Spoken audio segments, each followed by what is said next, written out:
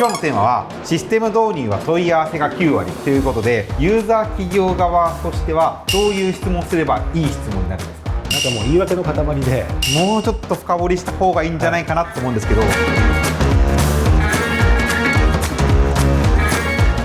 こんにちは。システム組み立てチャンネルの大滝と新堀です。新堀さん、はい。今日は僕たち2人じゃなくて、はい。特別ゲストをお、召喚して、召喚。はい。この方をお呼びしております。はい。柳生さん、今日はよろしくお願いします。お願いします。柳生と申します。私はですね、大滝さん、新堀さんとはもう知り合って3年、4年、5年ぐらい経つのかな。そんぐらい。3、4年。3、4年ぐらいですよね。はい。ちょっとキャリアで言うと、もともと金属メーカーで、新卒で働いて、もうその時はもう本当なんかノーコード、ローコードみたいな簡単なアプリで営業日報を書くとか、そんぐらいだったんですけど、そこから転職してずっとセールスフォース触ったりとかもしてるんで、今日めちゃくちゃ楽しみにしてきました。セールステックオタク気質あるんですけども、はい、今日いろいろとお話できたらなと思ってます。よろしくお願いします。よろしくお願いします。今日柳生さんはユーザーの側の気持ちでご参加いただきたいなというふうに思っておりまして、はい、スペシャリストではあるものの、一般の企業さんのあるあるをたくさん聞いていると思うので、その目線でガンガン我々に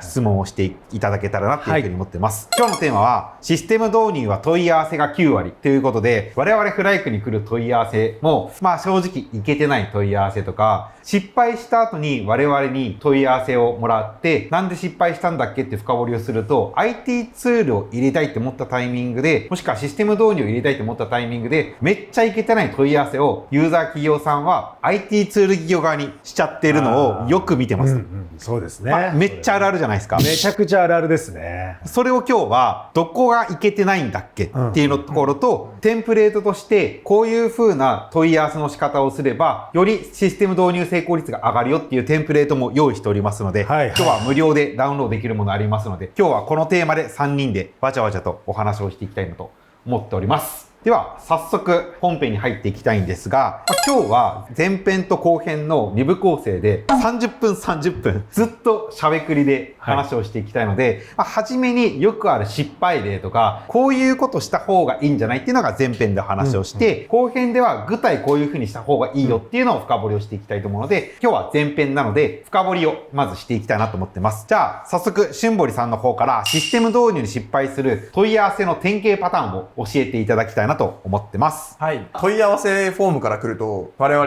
通知で見れるじゃないですか。でそこでまず思うのは、短いなっていうのと、めっちゃ長文で、熱いこの人っていう、この大きく二軸に私は分かれるかなっていうふうに思っていて、熱い人はいいですよ。ただ、すごく単純にあるお問い合わせとして、このスライドにあるような、営業の商談プロセスを管理したい。バックオフィス業務を効率化したいとか、マーケティングをもっと加速させたいとか、すごく抽象的というか、ただツール入れたいだけみたいな問い合わせってすごく多いなっていうふうに思ってます。で、これがダメな理由としては、主人公誰なのっていうところですよね。なので、そこをちゃんと明確にしましょうっていうところが、まず最初の失敗の例というか、最初のきっかけになるかなっていうふうに思ってます。IT ツールベンダーにいた柳生さんにとっては、よくある問い合わせだと思うんですけど、ぶっちゃけこの問い合わせ来たら、僕もねフリーにいたから分かるんですけど、僕嬉しいんですよ。この問い合わせもらった時に嬉しい、よっしゃ提案できるっていう意味合いで言うと嬉しいんですけど、柳生さんどんな気持ちでした？そうですね、営業経験めちゃくちゃあるんで、そこの実体験も言うと、多分最初の頃はこの問い合わせ来たら、はい来ましたで、多分大滝さんと同じ気持ちですね。もう一旦僕が電話して商談しましょうと。で、商談していろいろ聞いて、なんかもう価値格だなみたいな感じあるんですよね、多分。でもその営業続けていくと、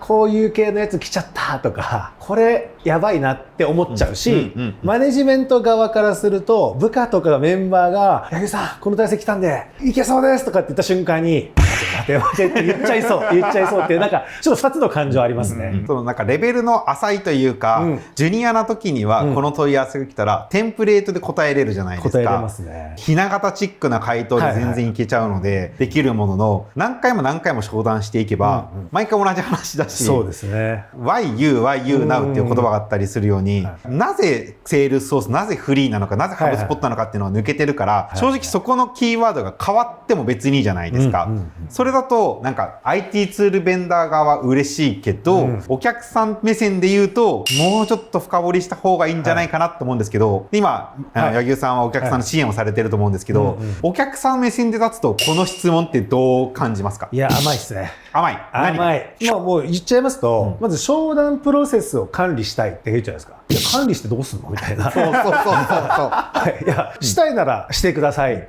みたいな。で、バックオフィス業務を効率化したい。はい、どうぞ、みたいなね。で、挙句マーケティング加速したい。頑張ればいいじゃないですか、みたいな。っていうふうに、お客さん側からすると多分困ってるんですっていうのを多分一言に表現したらこれになると思うんですけど、実際これじゃ甘いよねっていう感じになっちゃうかなって思いますね。はい、だから具体的にどういうふうな問い合わせをすればいいんだっけっていうところを深掘りをしていきたいんですけど、どういうことが決まっていれば問い合わせの質というか、ユーザー企業側としてはどういう質問をすればいい質問になるんですか？4つ今上がってますけど、まず1つ目が対象業務の明確化っていうところで、さっきバックオフィスのとか営業のとかマーケのみたいなお話があったと思うんですけど、そこですよね。どこを効率化したい、改善したいのかっていうところのポイントが1つ目で、2つ目がその改善の背景とか動機っていうところですね。なぜっていうところですよね。今柳生さんからあったようにやればいいじゃんっていうプロセス見える化してどうすんのっていうところを見える化した上で、こうしたいとかなんでこうしたいのかっていうのをちゃんと入れないといけないよねっていうところが2つ目で、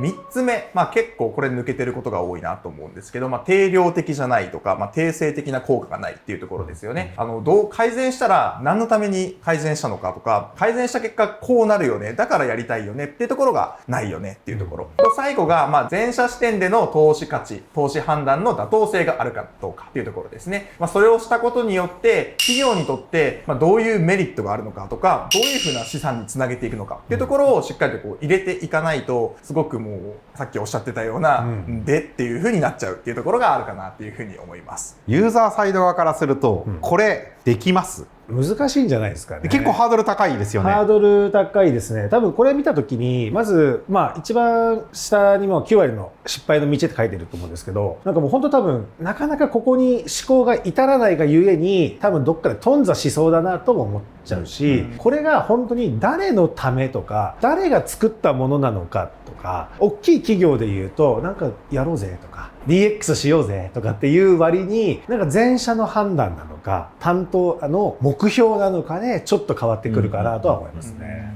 こういういい問い合わせが来ると、それはベストだと思うんですけど、こういうふうな視座の高い問い合わせをできる人たちの役職とか役割とか、日頃の思考ってどんな感じの思考なんですかね？多分あるあるなのが、いわゆる営業企画とか事業企画とかだと思うんですけど、まずパターンとしてあるのが、普段はいわゆる営業活動もしてますとか、営業のマネジメントもしていますっていう人が、営業企画とか事業企画の二足のわらじでやっちゃうパターン。これって多分シンプルに忙しいとか、目先のことの方が重要だから、売り上げの方が大事だから、そっちに時間費やしすぎちゃって、なかなかできないっていうケース。あとは営業経験ないけど、さっき言った営業企画、事業企画に行っちゃうケースっていうのは、現場のことよくわかんないとか、いざこれ推進するぞって言った時に上進しづらいとかあるんで、結果的に進まなそうだなっていうのはめちゃくちゃ思いますね。問い合わせはもらって嬉しいものの、この問い合わせを対応することによってどれぐらいの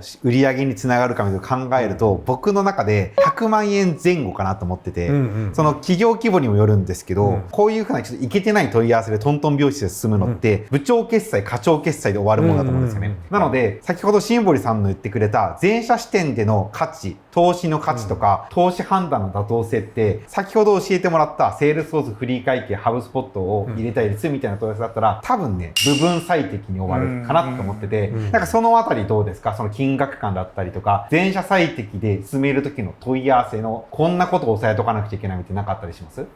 でも確かに問い合わせの内容がシンプルであればあるほど、下の層っていうか、現場レベルの人が多くて、で、もらった結果、いや、そんなお金出せねえよみたいなのは結構あるので、その自分たちが導入するにあたってどういうプロセスを踏まないといけないのかみたいなところもちゃんと把握した上でやっておかないと、もうそもそもそのベンダーは例えば1000万からでしたとかっていうのも多分あるあるだと思うので、そこはちゃんとまとめておいた方がいいんじゃないかなって思いますね。でも今、IT ツール屋さんもシステム会社さんも、うちもそうなんですけど、料金って載せてないじゃないですか。載せてないですね。あれはなんで載せてないんですかね。多分相手とか規模とか役職とか見て最適なプランを提案したいのか、もしくはやっぱちょっとずる賢い考えで、まあ引きは安く見せといて、いざ出すときはドカンと高く出すとか、なんかありますよね。アカウントもなんかいっぱい配るとか、いや全社やった方がいいっすよみたいな、軽々しく言う営業みたいな、だから多分そういうなんか含み持たせてんじゃないのかなとは思いますね。だからその問い合わせの状況でエンドユーザー側は金額が分かってない、だけどいけてない問い合わせが来ちゃう、フライク社はどういうふうな対応をするんですか？フライク社はまずメールで送ってますよね。御社がされたいことをやるんだったら、うちだったら多分こういうプロセスになってこのくらいかかるけど大丈夫みたいなのを送ってますよね、まず最初に。その結果は？その結果、どっちもありますよね。まあ聞いてくださいもあれば、いやもう分かりました、すいませんみたいな感じで終わるパターンもありますよね。有効リードってなるほどなるほど、考えると、問い合わせが来た時点で、まあ一応リードじゃないですか。で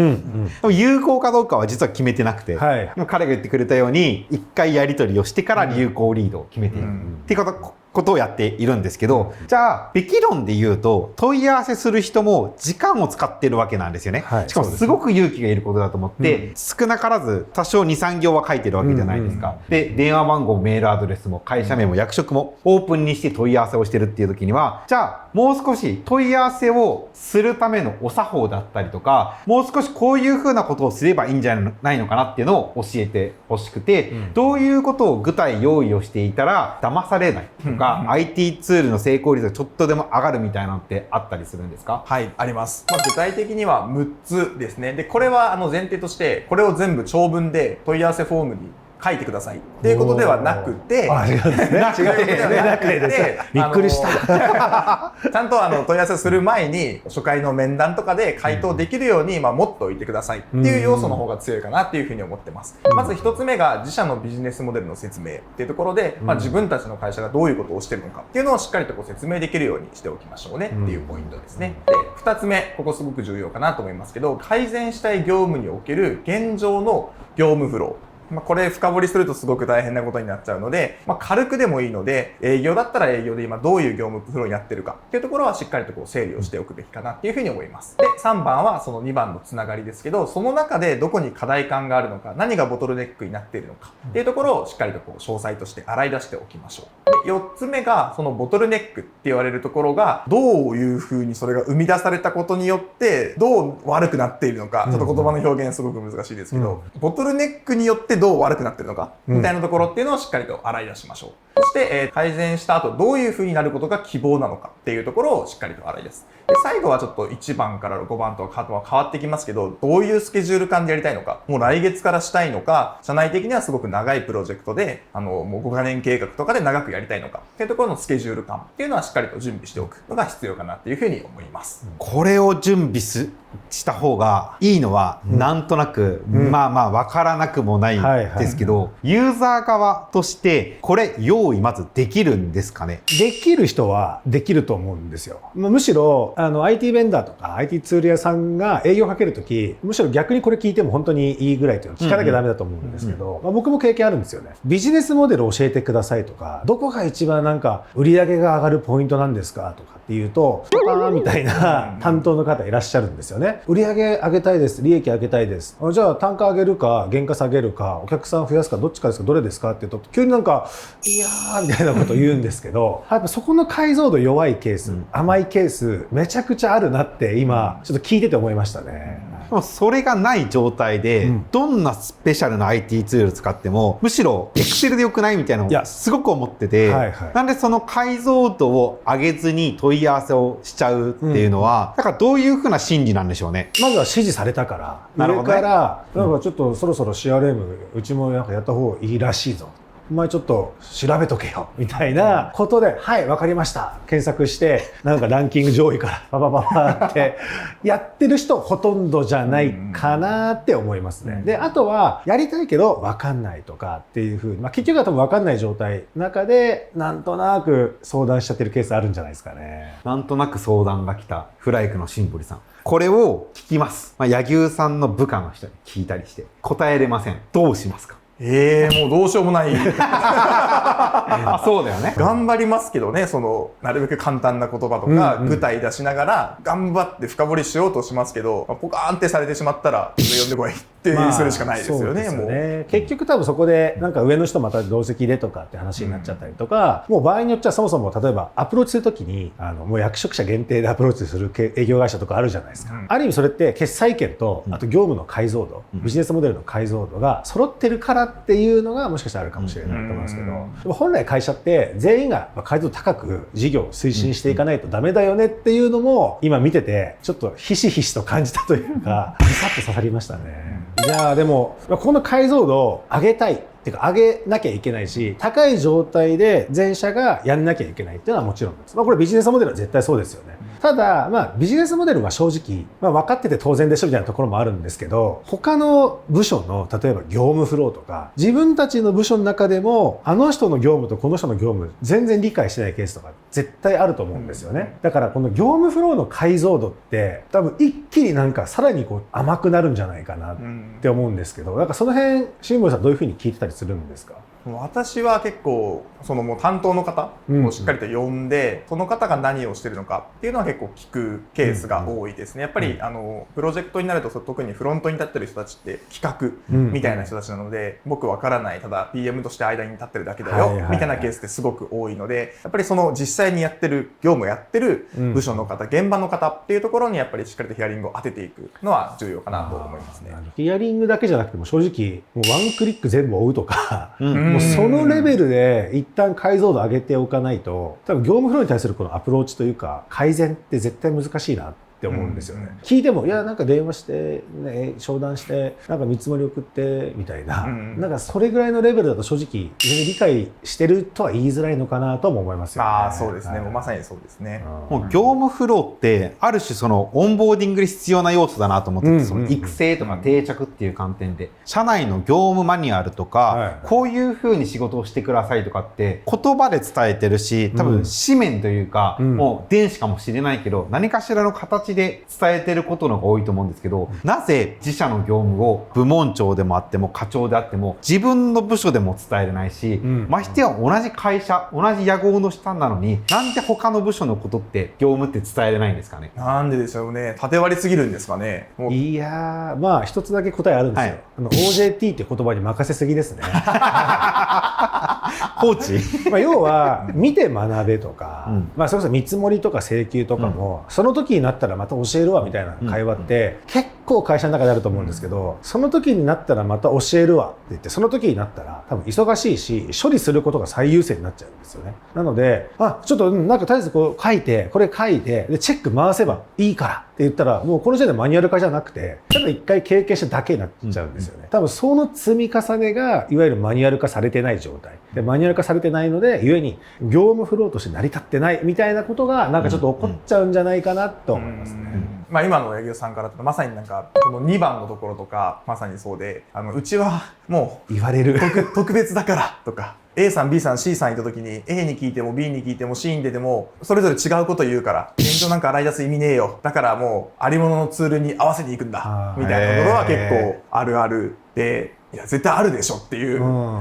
その A さん B さん C さん同じ部署です。あるんですかね。これがねありますよね。あります。いや全然ありますよ。やり方がでも売ってるものとかも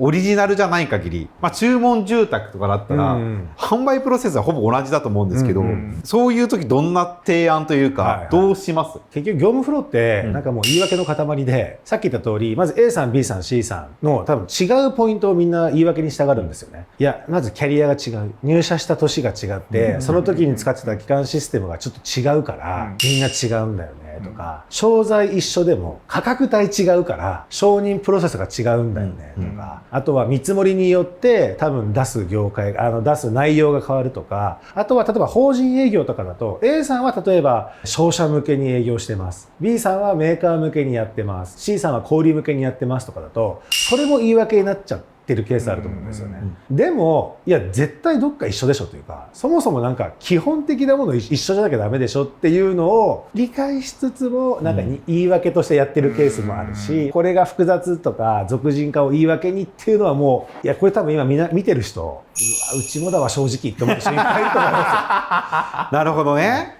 言い訳多いですね。そう、言い訳のね、なんかもう塊になっちゃってますよね。とはいえ、その IT ツールでもどんなシステムでも、綺麗に業務が回っていないから変えたいっていうリクエストだと思うので、変えるための IT ツールを探すんだったら、現状こんな課題があってとかっていう深掘りをしなくちゃいけないんですけど、じゃあやっていく時の手順であったりとか、なんかポイントってあったりするんですか？はい。これよく言われる 5W1H ってやつですけど、もうこれを単純にまず洗い出すだけで結構6割ぐらい整理できるんじゃないかなっていうふうに思ってます。まずは誰が業務をしているのかっていうところですよね。その業務を誰がしているのか。で、それをじゃあ次、What ですね。何の業務をしているのか。ここまで洗い出せば誰が何をしているっていうのが分かりますよね。そして次、意外とないのがこのいつ。っていうところですね。いつやってるのか。経理とか特に多いですけど、月末に必ずやってますなのか、毎日都度やってますのかっていうのは結構変わってくるので、誰が何の業務をいつやってるのか。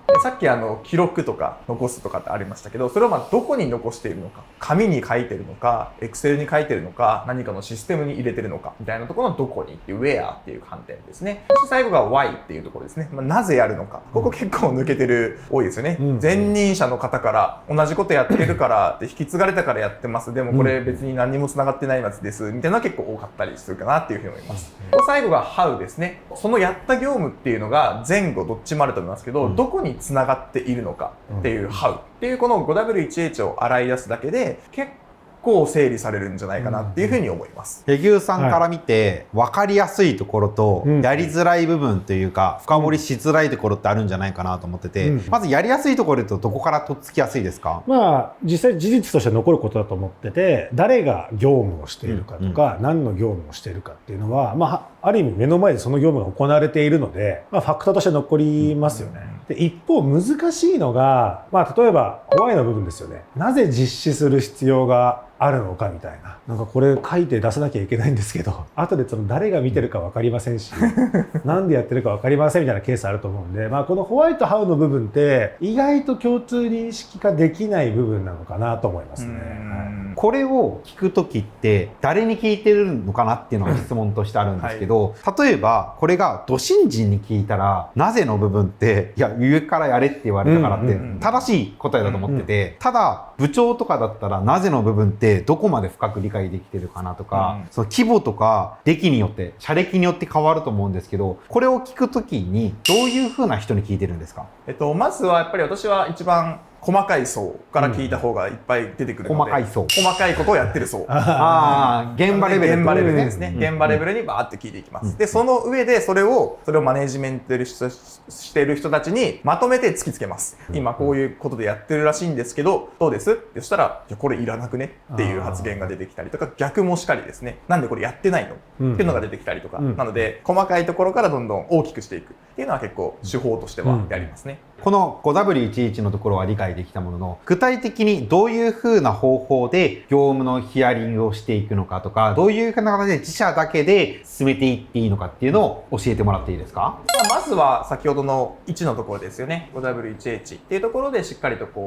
もう事実を整理していっていいかなっていうふうに思います。で、その中ですごく重要なのがこの今書いてある2つの部分かなっていうふうに思っていて、その業務の中で実際に流れが止まってしまうところとか、ここがもう嫌だ、やりたくねえみたいなポイントっていうのはしっかりとその業務とは別に何かマークをつけておくとか、赤で分かりやすくしておくみたいな形で、ここはどうしてもやっぱり改善したいんだっていうその工程っていうのをしっかりと特定するっていうところがまず重要かなと思います。で、これをすれば、それがイコールボトルネックとか課題なので、そこをしっかりと明確にしましょうっていうのが1つ目ですね。と、2つ目、これ意外とまとめるの難しいんですけど、人間の感情の部分ですよね。それをなんで改善したいのか。っっていうところ、本当にやりたくないから改善したいのか、時間がかかってるから改善したいのか、なんかいろんな理由あると思うんですけど、そこのなんで改善したいのかっていう人間の感情のところをしっかりと取り入れていく。っていうのは、これやっぱり業務ってどうしても人がやることだと思うので、その人が楽にするっていう観点では人の感情をしっかりと入れるっていうところが重要かなっていうふうに思います。で、これをしっかりとやっていけば、改善したい理由とか、なぜっていうところはしっかりと明確になっていくので、ベンダーさんとかに伝えるときになんで解決したいのかっていうのはすごく強い言葉で言えると思いますし、ベンダーさんもそれを聞いて、もうここが課題なんだって分かれば、じゃあうちの製品だったらこういうことができますよっていうふうに載せてきてくれるので、やっぱりここしっかりと整理するところが大事かなっていうふうに思います。表面的な業務の流れとか、どこがボトルネックかっていうのは分かりました。じゃあ、そこのなんでこういうふうにしたいのかみたいな感情の部分まで分かった IT ベンダーの提案と、全くその分かったに最初にお伝えしたいけてない問い合わせって、営業側からすると話す内容とかって変わったりするんですか？いや、変わると思いますね。多分、めちゃくちゃシンプルに、じゃあ合いますね、どうぞみたいな感じで終わっちゃいそうだと思うんですよ。僕結構なんかせっかちだし、なんか楽観的だし、適当な人間なんで、課題あってめんどくさいって言ったら、じゃあなくせばいいじゃないですか、で終わっちゃいそうなんですけど、多分企業っていろんなことがはらんでるんですよね。多分課題でめんどくさい業務やんなきゃいけないけど、実は裏側でそれ絶対必要。例えば監査の時に商標として残しておかなきゃいけないから、形はどうであれ何かしらのエビデンスが残ってる状態にしなきゃいけないとかっていう、また別の人の感情とか業務とか法令遵守の観点もあると思ってて、そういうのを全部ちゃんと網羅的に理解してるベンダーかそうじゃないかで、多分進め方全然変わっちゃうんじゃないかなとも思いますね。じゃあこういうふうな Y の部分があった方が、営業さん的には嬉しい。嬉しいし、その Y もいろんな人のパターンがないと、いざ進めていった時に頓挫する可能性も十分にあるなって思いますね。そのなぜのところって発言しにくいと思ってて、役職者がこれなんでやってるんだっけっていうのは現場には聞きやすいと思うんですけど、現場の人が聞くときって反骨心みたいな感じで聞いちゃいそうだなと思って、このエクセルに記載してるのって無駄じゃないですかって上司にパッて言ったら、お前黙ってやっとけよとか、なんか評価が下がりそうだなみたいなことになっちゃうんですけど、なんかそういった時ってどうしたらいいんですか？私は結構分けてやりますね。現場で集まってこれ上に言わないから、不平不満を全部私に言ってくれって言って、でバーって言ってもらって、それをバイネーム出さずに、こういう意見上がってますけどっていうのを別の回で課長以上にやるとかっていうのは結構やらないと、すごいんですよ。課長以上がいる時の発言率といない時の発言率がもう違いすぎるとかは結構ザラにあります。大企業になればなるほど本当面白くて、一般の人と課長と部長にすっごい差があって、全然発言しない時あるからっていう意味合いですよね。そうです。その時のポイントってあったりするんですか？その発言する時の一般の人たちだけが集まったミーティングの時のグランドルールだったりとか、その部門長だけが集まった時にこの部下の内容を上げる時のグランドルールみたいなのってあったりするんですか？グランドルールかはちょっと分かんないですけど、否定をしないこと